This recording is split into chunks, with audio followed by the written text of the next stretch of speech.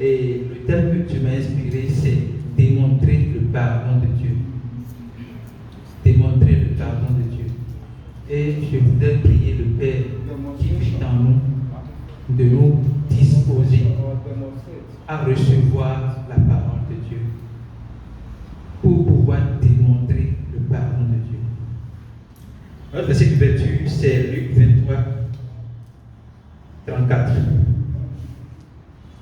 Luc 23, 34. Notre étude va se tourner sur Luc 23, verset 34. Ça porte sur une prière que Jésus a prononcée à la croix avant sa mort. La parole dit, Jésus dit, Père, pardonne-leur, car ils ne savent pas ce qu'ils font. Père, pardonne-leur, car ils ne savent pas ce qu'ils font. Alors, la question va se poser, pourquoi Jésus a fait cette prière précisément sur la croix avant sa mort? Pourquoi Jésus a fait cette prière précisément sur la croix avant sa mort? Il a fait pour préciser, pour attester, pour confirmer la mission pour laquelle il est venu dans le monde.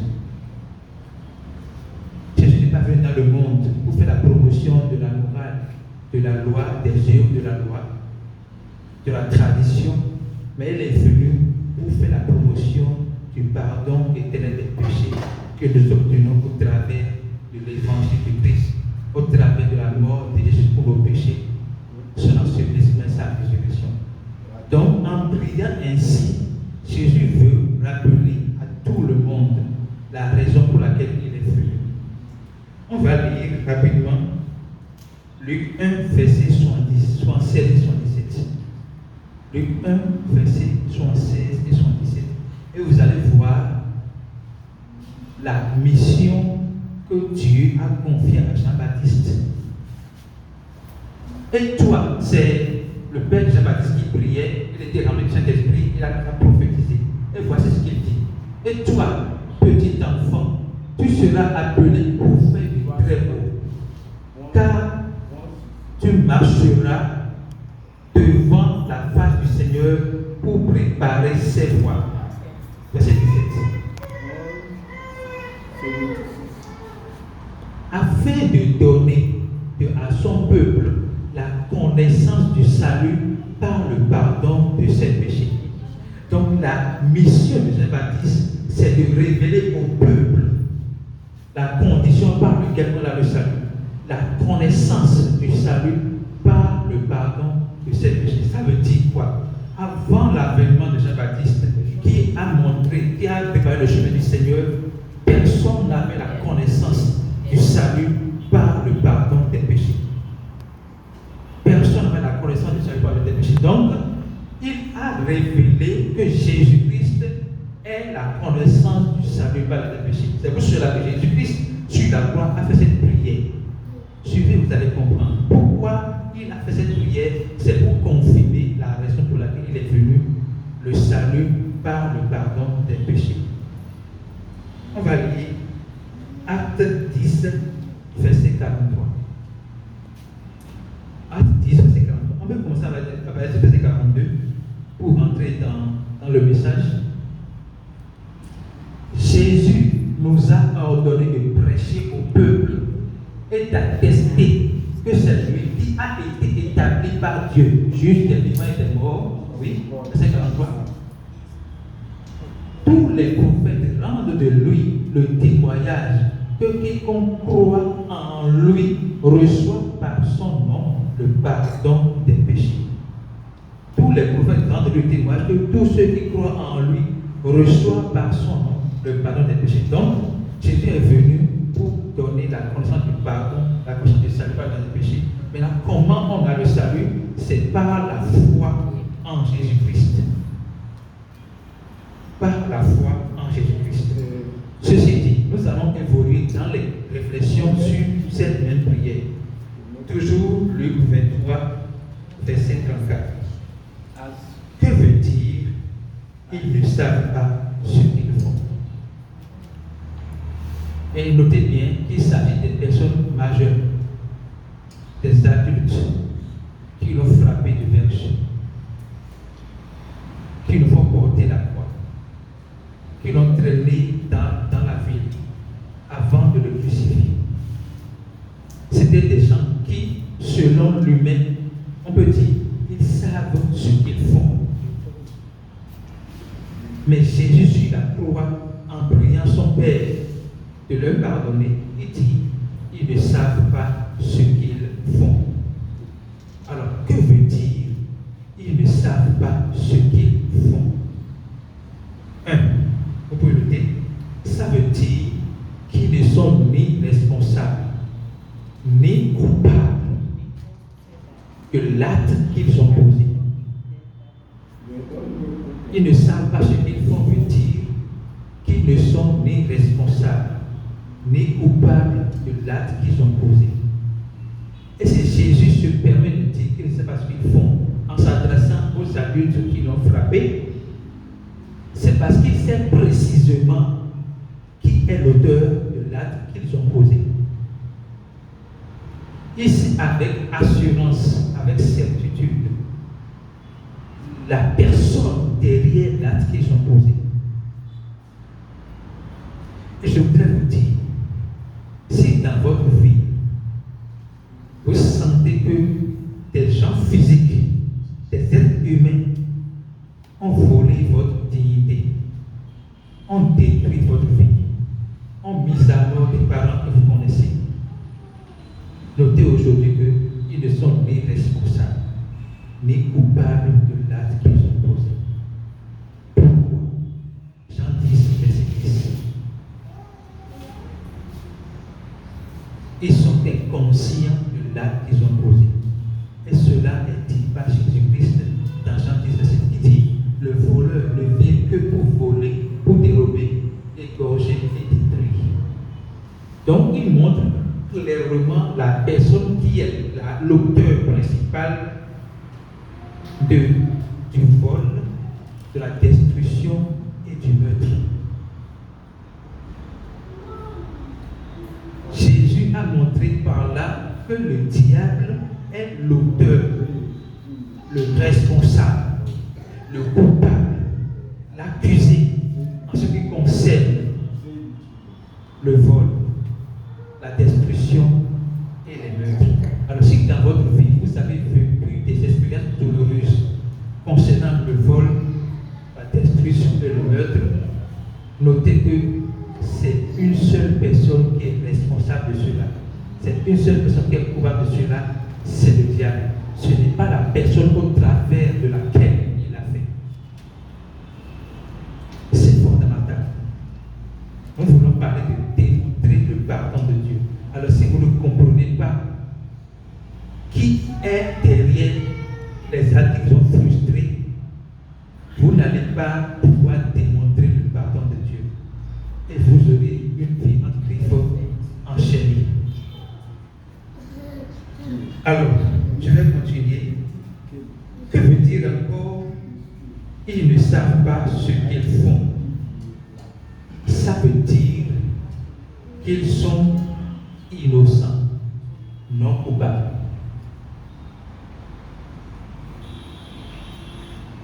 Ça veut dire qu'ils sont innocents, non coupables. Donc la clé, première clé pour pouvoir démontrer le pardon de Dieu, c'est d'être convaincu que ce n'est pas Nayon qui m'a giflé. C'est d'être convaincu que ce n'est pas Epiko qui a pris ma femme ou mon époux. Mais c'est d'être sûr que la personne qui l'a fait s'appelle diable. Et être également convaincu que le diable est vaincu. Si nous savons l'auteur de l'acte qui nous a frustrés et que nous savons que cet auteur-là est vaincu, nous serons guéris. Alors, la prière de Jésus, on va se demander, est-ce que cette prière est exaucée?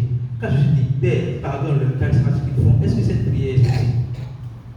Oui, cette prière est bel et bien exaucée. Lorsqu'il a dit sur la croix, tout est accompli. Ça veut dire, tout est payé, la dette est payée, le pardon éternel est disponible. Il n'y a plus rien à faire. Le pardon éternel est disponible. Donc quand Jésus a prié comme ça, sa prière est exaucée par lui-même à la croix, quand il a dit tout est accompli. Alors quand il dit tout est accompli, dans son accomplissement, il a posé un acte assez fondamental concernant le diable et nous devons savoir. On va lire Colossiens, verset 13 et 14. Colossiens 2, verset 13. On va voir que le diable est vaincu, désarmé, sans puissance.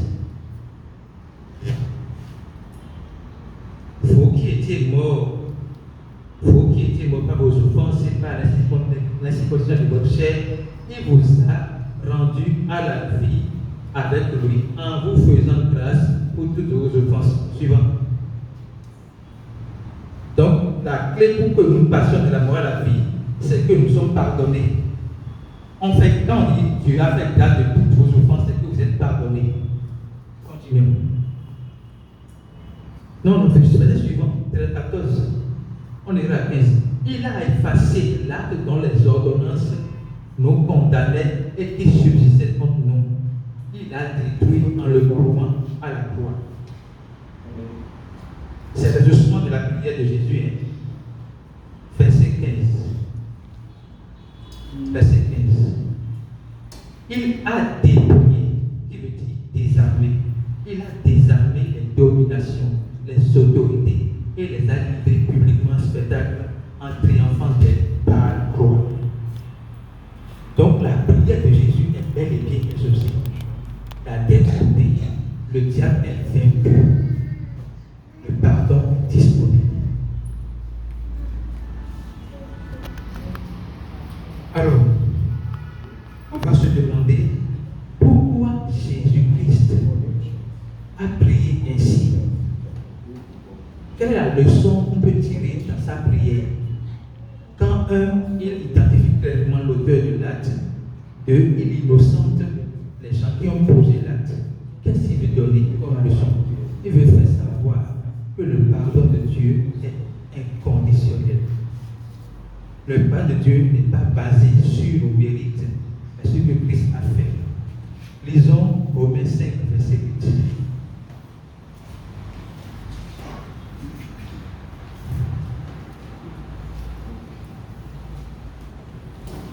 Romains 5, verset 8. Mais Dieu prouve son amour envers nous. Dieu démontre son amour envers nous. En ce que lorsque nous étions encore pécheurs, Christ est mort pour nous. Donc, la manière dont Dieu a démontré son amour envers nous, la manière dont Dieu a démontré son pardon inconditionnel, c'est que Christ est mort pour nous alors que nous étions encore pécheurs. J'ai l'habitude de dire souvent, est-ce qu'un père peut donner sa tête à couper pour son enfant qui est parfait? C'est-à-dire, il sait que son enfant est parfait. On dit que l'enfant a volé.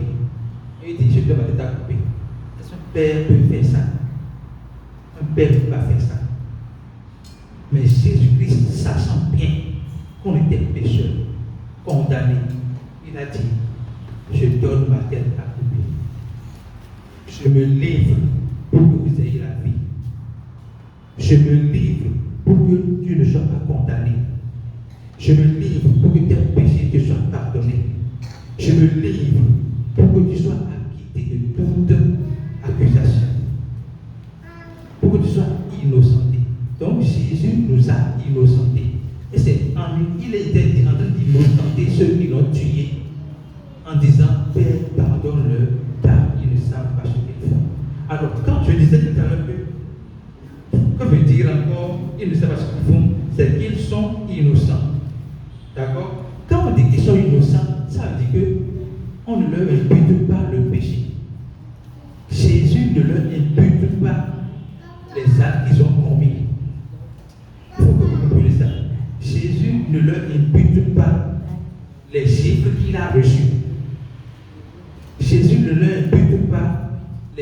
pardonnage qu'il a reçu.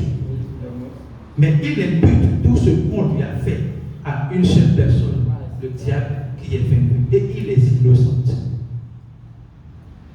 Démontrer l'amour de Dieu, démontrer le pardon de Dieu dans notre vie quotidienne, c'est un savoir que la personne qui a fait la chose n'est pas l'auteur, ni le responsable, ni l'accusé, ni le coupable. Et que le coupable c'est le diable. Deuxième chose, c'est arriver à l'innocenter. Si vous n'arrivez pas à l'innocenter, donc ne pas lui imputer le péché, vous n'avez pas encore franchi la seconde étape de la manifestation du pardon de Dieu. Le plus difficile, c'est arriver à l'innocenter. Et qu'est-ce que Dieu a fait à notre égard? 2 Corinthiens, verset 5, chapitre 5, verset 19. 2 Corinthiens 5, 19. Nous allons voir, est-ce que Dieu même nous impute les péchés? Car Dieu était en Christ, réconciliant le monde avec lui-même, en n'imputant point aux hommes les offenses. Il a mis en nous la parole de réconciliation. Souriez en n'imputant point aux hommes les offenses d'avouer. Quand Dieu dit en n'imputant point, c'est de l'absolu, absolu. À aucun moment, dans aucun dictionnaire, dans aucune circonstance, pour aucune raison, quelle que soit l'intensité du péché, Dieu n'impute pas le péché aux hommes. Parce qu'il connaît l'auteur du péché. Et c'est comme ça qu'il donne son pardon. On nous a évolué. Et la troisième page de l'enseignement porte sur pardonner pour laisser Dieu guérir vos cœurs. Nous savons que les frustrations de la vie, les souffrances que nous avons connues, touchent notre cœur, blessent nos cœurs et nos âmes. Mais Jésus nous donne sa guérison, qui ne se trouve que dans le pardon qu'il a donné. Lisons Luc 4, verset 18 et 19. Luc 4, verset 19. Merci aux techniciens. Jésus disait, l'Esprit du Seigneur est sur moi, parce qu'il m'a oint pour annoncer la bonne nouvelle aux pauvres. Donc la bonne nouvelle que Jésus annonce aux pauvres, c'est quoi? La dette est payée. Le pardon est disponible. Le diable est vaincu. Les pauvres ici, ce n'est pas les gens qui sont pauvres matériellement. C'est les gens comme vous qui font preuve d'humilité et reçoivent la grâce de Dieu. Ce n'est pas autre chose. La pauvreté ici, c'est l'humilité pour dire simple. La pauvreté ici, c'est l'humilité. Donc, quand Jésus dit,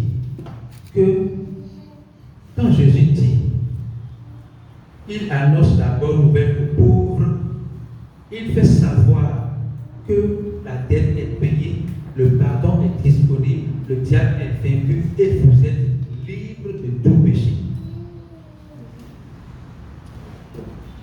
C'est fondamental de comprendre cela. Maintenant, la suite dit quoi? Il guérit les cœurs brisés. Il m'a envoyé pour guérir ceux qui ont le cœur brisé. Il m'a envoyé pour guérir ceux qui ont le cœur brisé. Quand quelqu'un a le cœur brisé, il peut être en train de marcher comme vous et nous, mais il a une souffrance à son cœur. Et Jésus est venu pour guérir les cœurs brisés. Mais comment? En nous donnant le pardon et en nous enseignant les clés pour que, à notre tour, nous puissions également pardonner.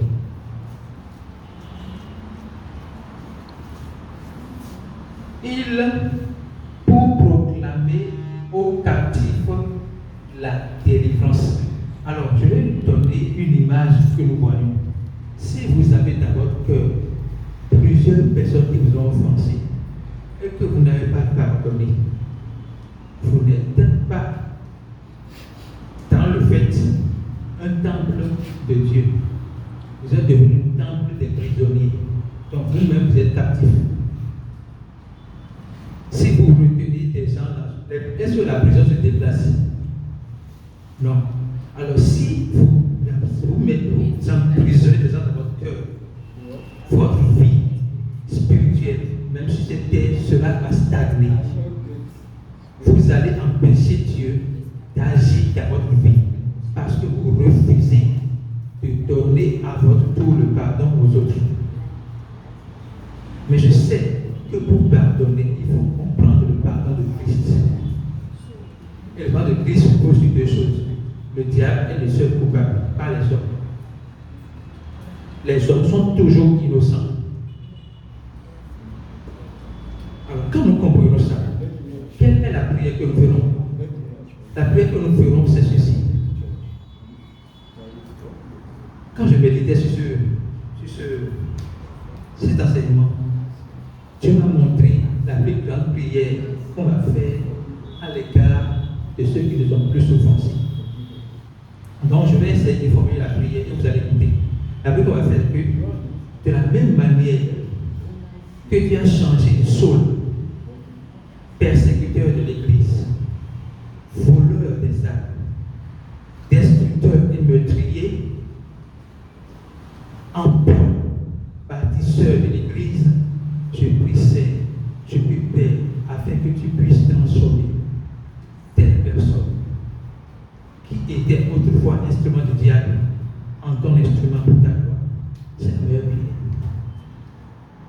Ça veut dire quoi? Si les deux premières clés étaient appliquées, précision sur l'auteur de l'acte, précision sur ce que la personne a innocentée, vous manifestez désormais non pas de la rancœur ni de la haine, mais de la compassion pour ces gens qui vous ont offensés. De la compassion. Quand vous pensez à ce qu'ils vous ont fait, vous n'êtes plus choqué, vous n'êtes plus affecté, mais vous êtes compatissant. Lisons Éphésiens 4, verset 32. Éphésiens 4, verset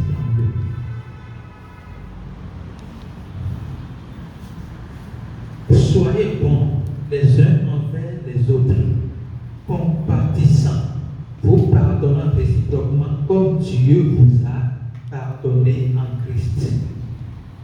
Soulignez compatissants, soulignez comme Dieu vous a pardonné en Christ. On dit, soyez bons les uns envers les autres, compatissants, vous pardonnant réciproquement comme Dieu vous a pardonné en Christ. Je vais faire une précision importante ici, avant de revenir encore sur ce verset. Jésus n'a pas attendu que les gens qui étaient en train de le frapper, le mettre à mort, viennent s'agenouiller devant le monde et demandent pardon, je ne sais pas ce que je fais. J'allais, vous tournez un bloc, pardonne-moi. Ils ne sont pas venus demander pardon. Jésus a pris celui de pardonner pour son propre intérêt. Parce que la raison pour laquelle il est venu, c'est pardonner. S'il ne pardonne pas, il n'a pas accompli sa mission. Alors, pour notre propre intérêt, pour notre propre bien, pour que nous n'ayons pas des maladies qui n'ont pas de sens, que la médecine ne peut pas guérir, que les médicaments ne peuvent pas guérir,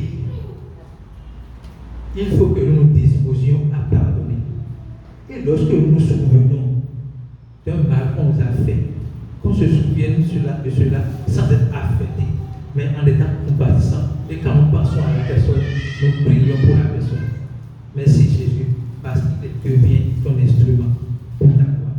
Merci parce que je suis convaincu qu'il devient ton instrument pour ta gloire. Que ton amour soit qui est disponible à sa rencontre. Que ta grâce disponible déjà face à la rencontre. Que son pardon éternel face à la rencontre. Et ainsi, nous allons voir que les personnes qui nous ont offensés vont venir en Christ par notre prière, parce que Dieu fera que des gens vont les rencontrer, leur prêcher la bonne nouvelle du royaume, la bonne nouvelle des péchés, et que lorsqu'ils vont recevoir leur vision transformée.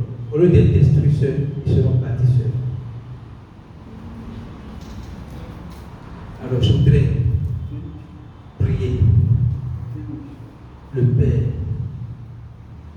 de nous accorder la grâce de démontrer son pardon, de nous accorder la grâce de ne pas résister à cet appel de démontrer le pardon de Dieu.